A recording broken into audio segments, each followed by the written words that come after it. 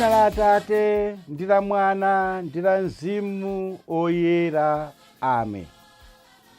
Ndikulandireni pano patiyankhuleni Ambuye lero pa 9 Disemba 2022 tsiku lachisanu. Tili munyengo ya Adventi ndipo tili pa mulungu wachiwiri wa Adventi. Tisayiwale kuti liwu lakuti Adventi ndi liwu la Chilatini lotanthauza kuti bwera. Ndipo ife tikudikirira kubwera kwa mpulumutsi wathu Yesu Khristu. Mutu wa ulaliki wathu lero tikutenga kuchokera makamaka pa zimene timva mu uthenga wabwino wa Ambuye athu Yesu Khristu monga adalembera Mateyo oyera. Ndipo mutuwo tikuti nkovuta kukondweretsa munthu aliyense. Abale, tidziwe chimenechi. Nkovuta kukondweretsa munthu aliyense pa dziko lapansi pano. Ndipo ukayesera kuti ndikondweretsa uyo, ndikondweretsa uyo, ndikondweretsa uyo, uzakhala munthu wopanda mtendere. Mawu oyamba achokera m'buku la mneneri Yesaya mutu 48 ndime 17 mpaka na 19. Mawu amthenga wabwino achokera muthenga woyera monga adalembera Mateyo mutu 11 ndime 16 mpaka na 19. Amene akutiwerengera mthenga wabwino komanso kutigawira mawu ndi Reverend Father Joseph Kimu, a director a Radio Maria Malawi. Ambuye akhale nanu. Mawu amthenga woyera monga adalembera Mateyo mutu 11 ndime 16 mpaka 19. Pa nthawi yomweyo Yesu adati, kaya anthu amakonowa ndingawafanizire ndi chiyani? Ali ngati ana okangana pa nsika, ena akufunsa anzawo kuti, tidakuyimbirani ng'oma yaukwati, bwanji inu osavina? Tidabuma maliro, bwanji inu osalira? Paja Yohane M'batizi atabwera ankasala zakudya ndi zakumwa, anthu nkumati adagwidwa ndi mzimu woyipa. Mwana wa munthu adabwera nkumadya ndi kumwa ndithu. Anthu amvekere, tamuonani, munthuyu ndi wadyera, chidakwa, ndiponso bwenzi la anthu ansonkho ndi anthu osasamala malamulo. Komabe chilungamo cha nzeru za Mulungu chimatsimikizika ndi zochita zake. Mthenga wa Ambuye. Ulemu kwa inu Ambuye Yesu Khristu. Abale ndalongo okondedwa, mawu oyamba amene tawerenga ochokera m'buku la mneneri Yesaya mutu 48 ndime 17 mpaka na 19 akutilimbikitsa kuti tizikhulupirira Mulungu ndi kudalira Mulungu, kuti zinthu zizitiyendera.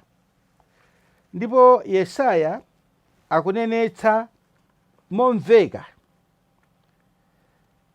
Tiwerenge, ine ndine chauta Mulungu wako, amene ndimakuphunzitsa kuti zinthu zikuyendere bwino, ndimakutsogolera pa njira yoyenera kuyitsata. Ukadamvera malamulo anga, bwenzi mtendere ukukufikira ngati madzi a mu mtsinje.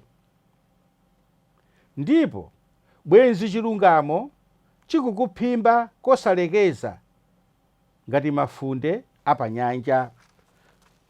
Choncho Yesaya akwauza ana a Israele zimene Mulungu wamutuma kuti asadalire zina, chifukwa pamafika nthawi ina ana a Israeli aja akamavutika amasiyana ndi Mulungu kuyamba kudalira milungu ya anthu achikunja, amasiyana ndi Mulungu kuyamba kukhulupirira mafumu achikunja ndi mphamvu zawo.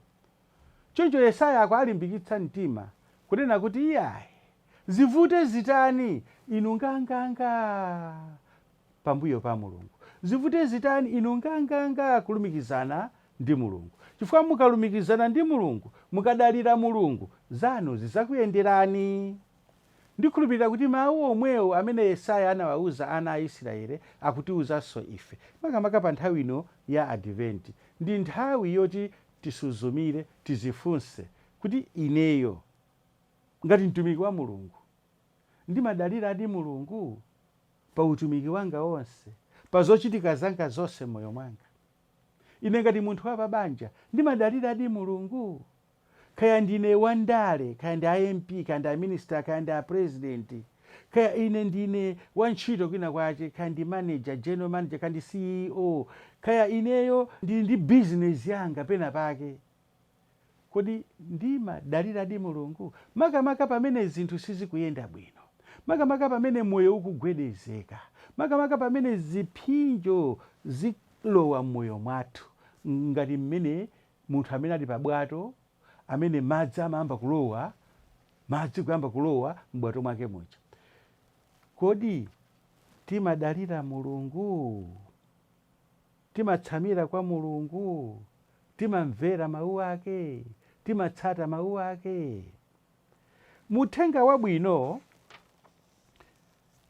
phunziro ndi lomwelo limene talisankha kuti likhale mutu wa ulaliki wathu, kunena kuti nkovuta kukondweretsa munthu aliyense.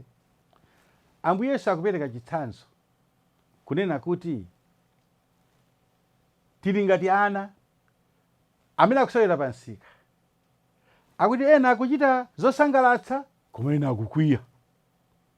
Tsopano ena akuonetsa kuti akwiya, ena akuonetsa kusangalala. Kodi zikutheka bwanji? Ndi akubwerera tsopano kwa Yohane ndi Ambuye Yesu kuti Yohane samadya, nthawi zina kukhala kusala. Yohane anali mchipululu, amadya dzombe, koma amati ndiwo wamisala, amavala zikopa, ali amene uja ndiwo zungulira moto. Mwana wa Mulungu wabwera, akudya limodzi ndi anthu, akuti ndi wadyera. Akudya limodzi ndi anthu ochimwa, akuti mwaona ndi ochimwa. Ndiye limene likhale phunziro kwa inu ndi ine kuti nkovuta kusangalatsa munthu aliyense pa dziko lapansi pano. Chinthu choyamba chimene inu ndi ine tiyenera kuchigwiritsitsa, tiyambe kusangalatsa Mulungu. Tikasangalatsa Mulungu tizakondweretsanso ena. Koma tidziwe kuti ngakhale munthu utakhala woyera mtima chotani, ngakhale munthu utakhala wabwino chotani, nkovuta kuti anthu onse wasangalatse. Ngati analephera mwana wa Mulungu, ndiye inu ndi ine tingathe? Anthu ena amatha kupeza chifukwa pamene palibe chifukwa. Wina wake ananditumizira ngati ka flyer choncho pa WhatsApp panga, akunena kuti munthu akakhala kuti akukufunira chifukwa, iwe ukusamba kaya padziwe kaya mnyanja, wina uja amene sakufunira zabwino adandaula, hayi inu mukutitsira fumbi, kuti abale inu fumbi likuchokera kuti ndili m'madzi muno, fumbi likuchokera kuti. Pali mwambi wachifirika amati African proverb, amanena kuti munthu akakhala kuti sadziwa kuvina, amanena kuti ineyo sindimavina, sindidziwa kuvina chifukwa pasipa pali miyala yambiri, koma pamene palibe miyala yambiri. Ndiye kuti nthawi zonse anthu amene satifunira zabwino, ngakhale tichite mirakuli yotani, ngakhale tichite zinthu zabwino zotani, azafunafunabe chifukwa choti atiyipitsire, azafunafunabe chifukwa choti atiwonongere. Ndiyeso pano chofunika nchiyani? Mawu a Muthenga Wabwino aja aperekanso yankho kuti tikhale pa mtendere, chifukwa nthawi zambiri inu ndine timasanduka akapolo. Akapolo azolankhula za anthu, akapolo azoganiza za anthu. Ndiye timalephera kutukuka, ndiye timalephera kumasuka, ndiye timalephera kusangalala chifukwa auchina kuganiza chani za ine, auchina akulankhula chani za ine. Iyayi, Mulungu akuganiza chani za ine, Mulungu akulankhula chani za ine, chifukwa ameneyo ndamati akandiweruze pa tsiku lotsiriza. Aujeniwo ndi aujeniwo tonse tikakhala pa laini, kaya iwo akakhala kutsogolo, kaya akakhala mbuyo mwanga, Mulungu ndiyambe kumsangalatsa iye. Ndiye mawu achilimbikitso amene tawamva mu Uthenga Wabwino uja, maka pa Mateyo mutu 11 ndime 19. Mawu amene tasunge akuti, komabe chilungamo cha nzeru za Mulungu chimatsimikizika ndi zochita zake. Choncho ena aganize zotani, ena aganize zotani, ife tiyeni tiyang'anitsitse kuti kodi zimene ineyo ndikuchitazi Mulungu akukondwera nane kapena ayi. Koma kuti tiyembekezere kuti gulu lonse likondwere, gulu lonse lindifukize, iyayi ambewe, iyayi ndinu nokha, tilephera ndipo tizakhala anthu opanda mtendere. Amen. Ambuye akhale nanu. Madalitso a Mulungu wamphamvu zonse, Atate ndi Mwana ndi Mzimu Oyera akutsikireni nonse ndi kukhala nanu nthawi zonse. Amen.